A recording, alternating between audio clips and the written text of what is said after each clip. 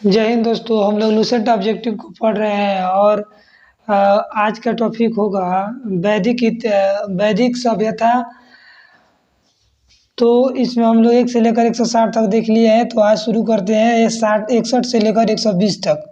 तो आइए शुरू करते हैं बिना देरी किए हुए, जिसमें पहला प्रश्न है 61 नंबर के, ऋग्वेद में किन 6 मंडलों को वंश मंडल या गोत्र मंडल कहा जाता है? ऑप्शन ए दूसरे मंडल से 7वें मंडल तक, पहले मंडल से 6वें मंडल तक, और सी तीसरे मंडल से 8वें मंडल तक, और डी चौथे मंडल से 9वें मंडल तक। तो इसका सही उत्तर होगा ऑप्शन नंबर ए दूसरे मंडल से 7वें मंडल तक। अगला प्रश्न है कि किस वेद में जादुई माया और वशीकरण का वर्णन है? ऋग्वेद, यजुर्वेद, सामवेद, अथर्ववेद। तो जादू टोना और जादुई माया जो है यह आपका अथर्ववेद में है। तो ऑप्शन नंबर डी सही है। अगला प्रश्न है आर्य शब्द इंगित करता है। ऑप्शन ए निर्जात समूह को, यावरी जन को, भाषा समूह को, और श्रेष्ठ को। तो इसका सही उत्तर होगा ऑप्शन नंबर डी, आर्य शब्द श्रेष्ठ वंश को इंगित करता है। अगला प्रश्न है ऋग्वेद में कुल कितने मंडल हैं? ऑप्शन ए 7, बी 8, सी 9 और डी 10। तो इसका सही उत्तर होगा ऑप्शन नंबर डी 10। अगला प्रश्न है आर्य भारत में संभवतः आए थे। ऑप्शन ए यूरोप से, मध्य एशिया से, पूर्वी एशिया से, और डी अन्य क्षेत्रों से। तो इसका सही उत्तर होगा ऑप्शन नंबर बी मध्य एशिया से। अगला प्रश्न है कौन सा वेद अंशतः गद्य रूप में रचित है? ऋग्वेद, यजुर्वेद, सामवेद और अथर्ववेद। तो इसका सही उत्तर होगा ऑप्शन नंबर बी यजुर्वेद। अगला प्रश्न है सभा और समिति प्रजापति की 2 पुत्रियां थी का उल्लेख किस वेद में मिलता है? ऑप्शन ए ऋग्वेद, यजुर्वेद, सामवेद और अथर्ववेद। तो इसका सही उत्तर होगा ऑप्शन नंबर डी अथर्ववेद। अगला प्रश्न है ऋग्वैदिक युग की प्राचीनतम संस्था कौन सी थी? ऑप्शन ए सभा, बी समिति, सी विदत, डी परिषद। तो इसका सही उत्तर होगा ऑप्शन नंबर सी विदत। अगला प्रश्न है ब्राह्मण ग्रंथों में सर्वाधिक प्राचीन कौन है? ऐत्रेय ब्राह्मण, शतपथ ब्राह्मण, गुप्त ब्राह्मण और पंचविश ब्राह्मण। तो इसका सही उत्तर होगा option number B Shatapatha Brahmana. अगला प्रश्न है कि गोत्र व्यवस्था प्रचलन में कब आई? ऋग्वैदिक काल में, उत्तर वैदिक काल में, महाकाव्य काल में, सूत्र काल में। तो इसका सही उत्तर होगा ऑप्शन नंबर बी उत्तर वैदिक काल में।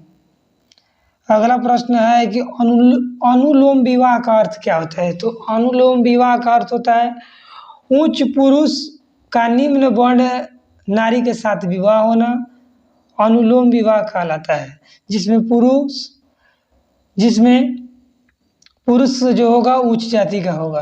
तो इसका सही उत्तर होगा अनुलोम विवाह का अर्थ होता है कि उच्च वर्ण पुरुष का निम्न वर्ण नारी के साथ विवाह होना।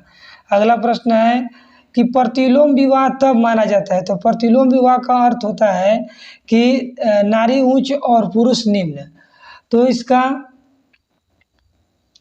तो इसमें ऑप्शन बी है कि उच्च वर्ण की नारी और निम्न वर्ण के पुरुष के साथ अगर विवाह कर लेती है तो उसी को प्रतिलोम विवाह कहते हैं। इसका ऑप्शन बी सही है। अगला प्रश्न है वैदिक युग में यव को कहा जाता है? ऑप्शन ए गेहूं, जौ, ऑप्शन ए गेहूं, बी जौ और सी चावल। तो इसका सही उत्तर होगा ऑप्शन नंबर बी जौ। अगला प्रश्न है कि व्रीहि शब्द किसके लिए प्रयुक्त है? ऑप्शन ए चावल, बी गेहूं, सी जौ और डी कपास। तो इसका सही उत्तर होगा ऑप्शन नंबर ए चावल।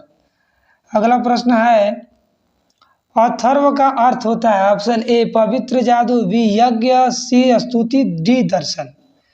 तो इसका सही उत्तर होगा पवित्र जादू। अगला प्रश्न है सूची 1 को सूची 2 से सुमेलित करें। तो शिक्षा का मतलब होता है ध्वनि शास्त्र से, शिक्षा का संबंध है ध्वनि शास्त्र से। ध्वनि, शिक्षा का अर्थ है ध्वनि शास्त्र से, ध्वनि शास्त्र। और कल्प का संबंध है कर्म कांड से, कर्म कांड। सी नंबर कर्म कांड। और निरुक्त का अर्थ होता है भाषा शास्त्र से, भाषा शास्त्र से। और छंद का अर्थ होता है छंद शास्त्र से।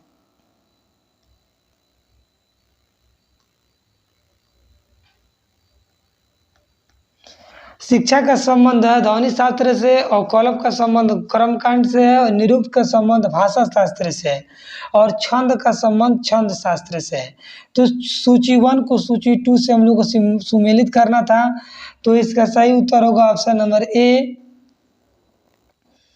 अगला प्रश्न है, प्राचीनतम व्याकरण अष्टाध्यायी के रचनाकार है। Option A Gautam, B Patanjali, C B Kapil, C Patanjali और डी पाणिनि। तो इसका सही उत्तर होगा ऑप्शन नंबर डी, पाणिनि।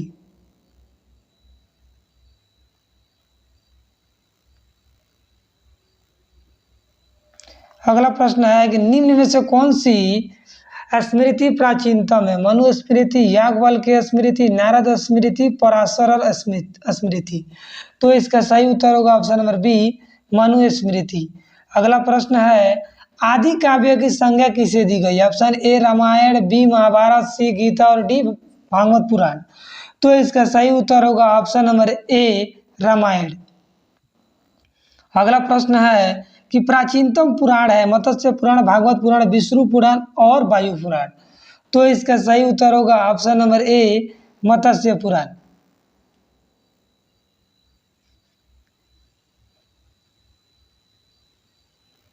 अगला प्रश्न है, ऋग्वेद में सबसे पवित्र नदी किसे माना जाता है?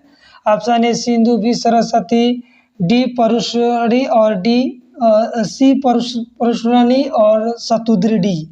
तो इसका सही उत्तर होगा ऑप्शन नंबर बी, सरस्वती।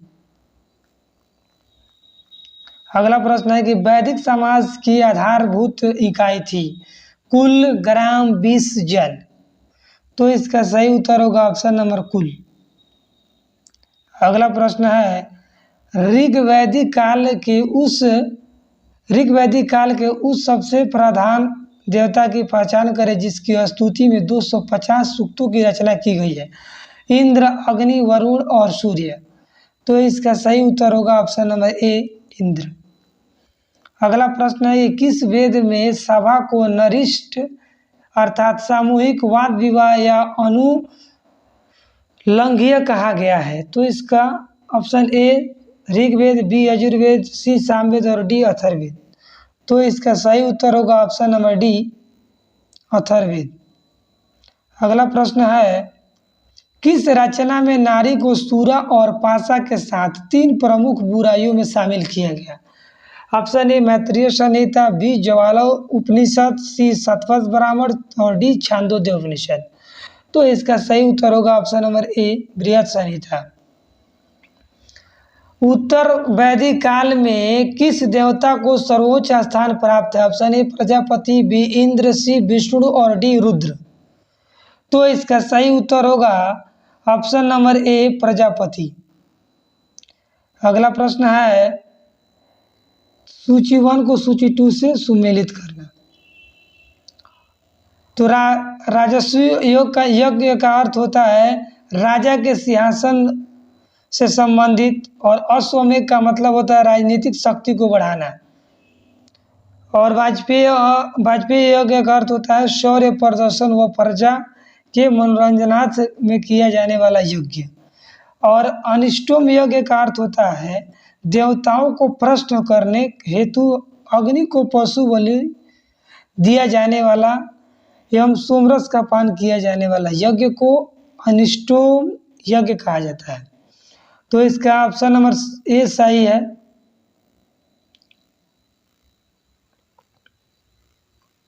अगला प्रश्न है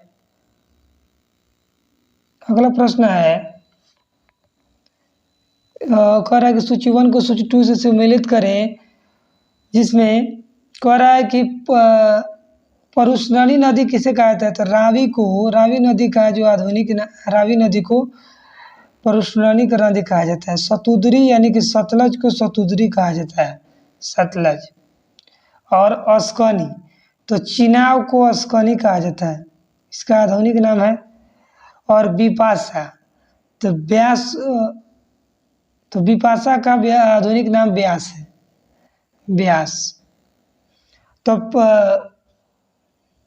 परुशनी नदी को रावी कहा जाता है, और सतुद्री को सतलज, अस्कनी को चिनाव, और बिपाशा को आधुनिक बिपाशा को इस समय ब्यास कहा जाता है। तो इसका सही उत्तर होगा ऑप्शन नंबर ए।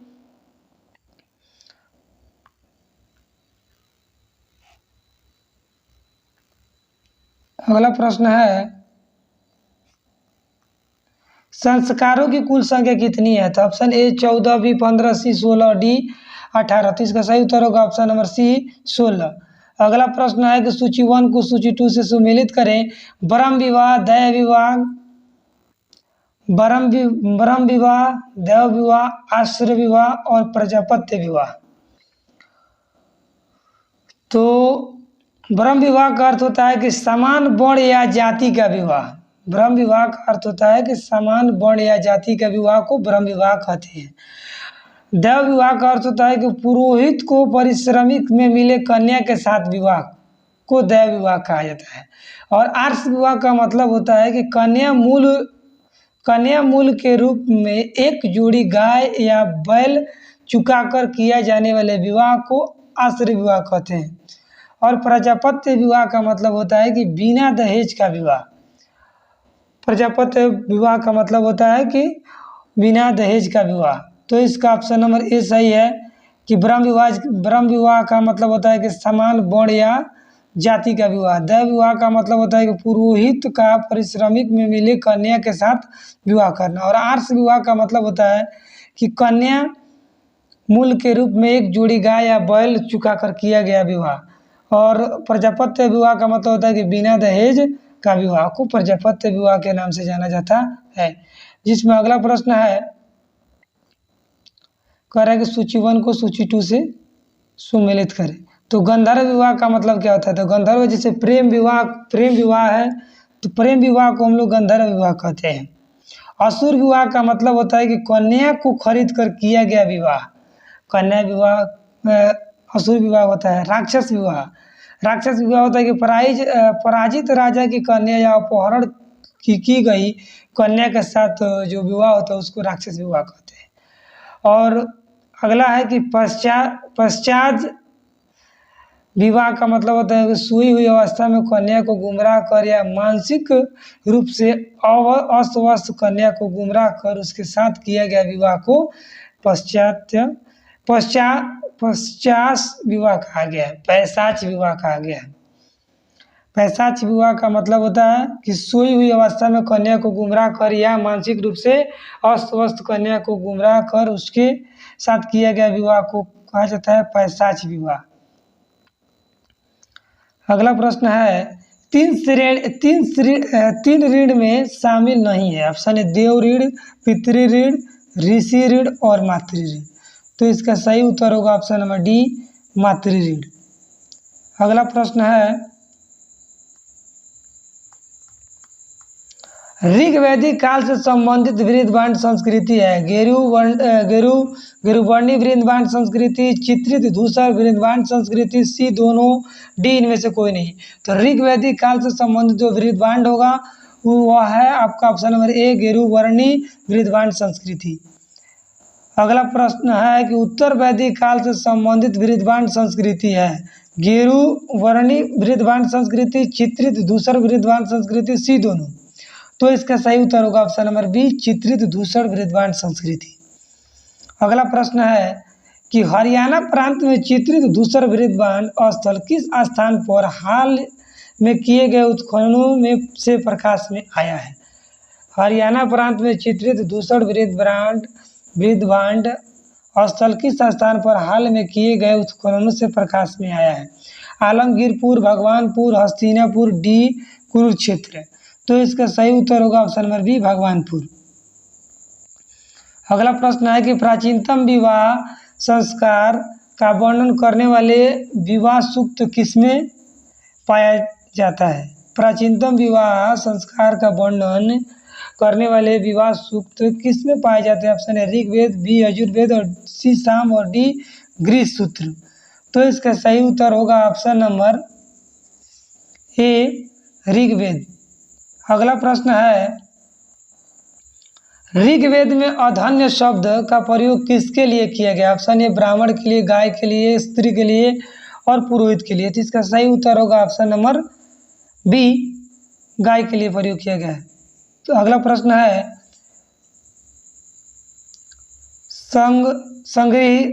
संग्रहित्रु का संबंध किससे है? तो कोषाध्यक्ष को संग्रहित्रु कहा गया है। भाग दूध यानी कि कर संग्रहकर्ता को भाग दूध कहा गया है। और पासा के खेल में राजा का सहायक छत्ता या छतरी कहा गया है। अक्षवाप का मतलब होता है राजा प्रसाद का सक्षम। तो इसका सही उत्तर होगा ऑप्शन नंबर ए। अगला प्रश्न है कि ऋत स्थापित करने के कारण किस वैदिक देवता को ऋतस्य गोप कहा गया है? Option A Indra, B Varuna, C Surya और डी विष्णु। तो इसका सही उत्तर होगा ऑप्शन नंबर बी, वरुण। अगला प्रश्न है 100 नंबर, निम्नलिखित में से कौन मूलतः जल या समुद्र का देवता था? ऑप्शन ए इंद्र, बी नसत्य, सी वरुण और डी मित्र। तो इसका सही उत्तर होगा ऑप्शन नंबर सी, वरुण। अगला प्रश्न है कि तीन कर्मों में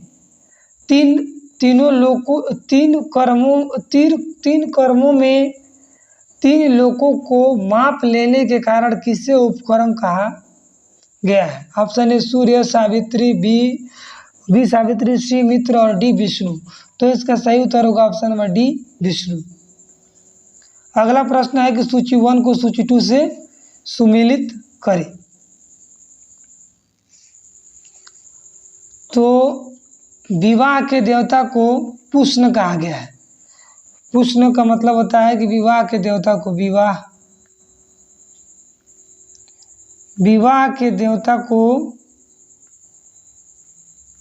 पुष्ण कहा गया है। रुद्र कहा गया है। पशुओं के देवता को रुद्र कहा गया है। और धव कहा गया है जगत के देवता को, जगत। और अदिति कहा गया है देवों की महान को अदिति कहा गया। तो इसका सही उत्तर होगा ऑप्शन नंबर ए।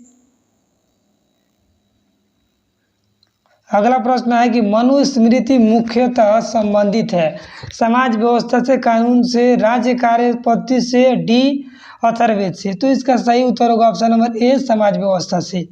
अगला प्रश्न है गायत्री मंत्र की रचना किसने की थी? Option A Vashishtha, B Vishwamitra, C Indra और डी परीक्षित।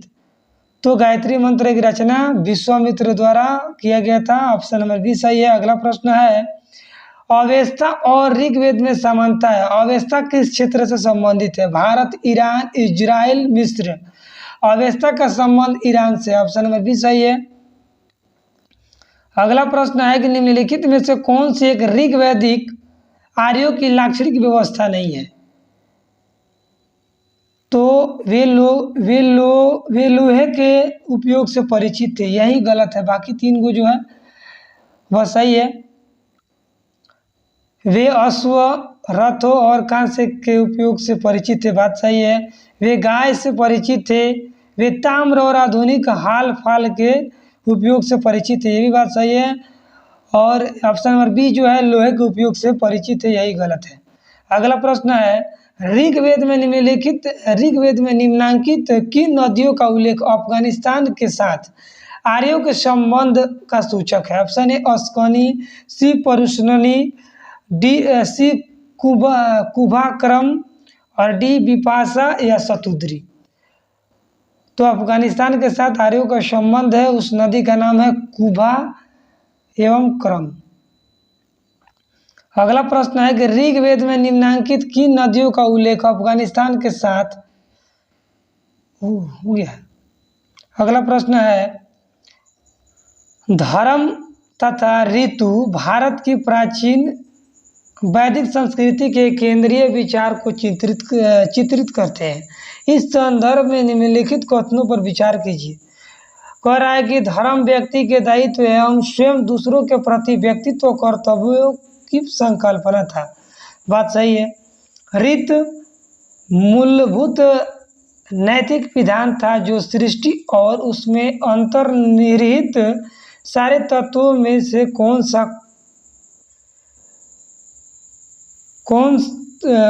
से सही है। तो ये दोनों सही है, ऑप्शन नंबर सी सही है। अगला प्रश्न है आर्यों के आर्कटिक होम सिद्धांत का पक्ष किसने लिया था। ऑप्शन ए फार्जिटर, एसी दास,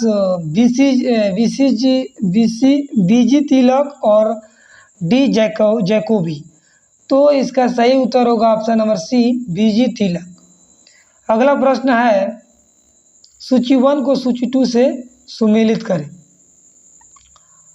तो कह रहा है कि कुबरा, तो कुभा जो है काबुल की नदी का कुबरा, काबुल का आधुनिक नाम है।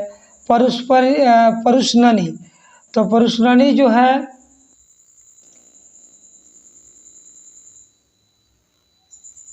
कुभा का संबंध, कुभा का जो आधुनिक नाम है वह है आपका, कुभा का आधुनिक नाम काबुल है, काबुल। और परुष्णनी का जो है तो रावी नदी का आधुनिक नाम परुष्णनी है। और गंडक को कहा जाता है सादा नीरा और सतलज को कहा जाता है शतुद्री। तो इसका ऑप्शन नंबर बी सही है।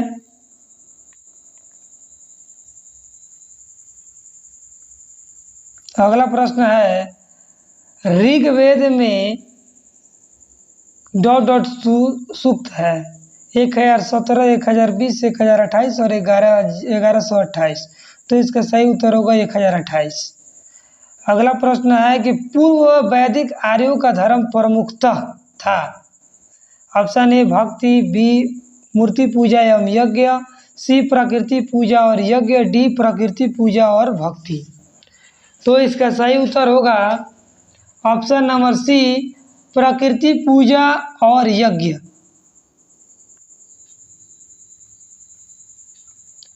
अगला प्रश्न है निम्नलिखित में से किसे भारतीय परमाणुवाद का जनक कहा जाता है।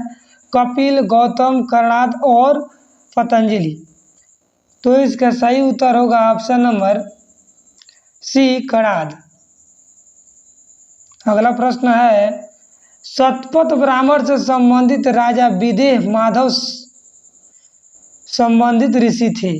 ऋषि भारद्वाज, ऋषि वशिष्ठ, ऋषि विश्वामित्र, ऋषि गौतम राहुगण। तो इसका सही उत्तर होगा option number D Gautam Rahugana.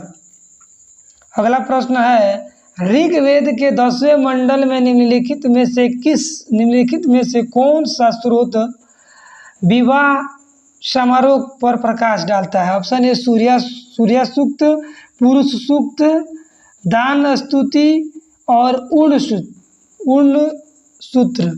तो इसका सही उत्तर होगा option number A Surya Sukta.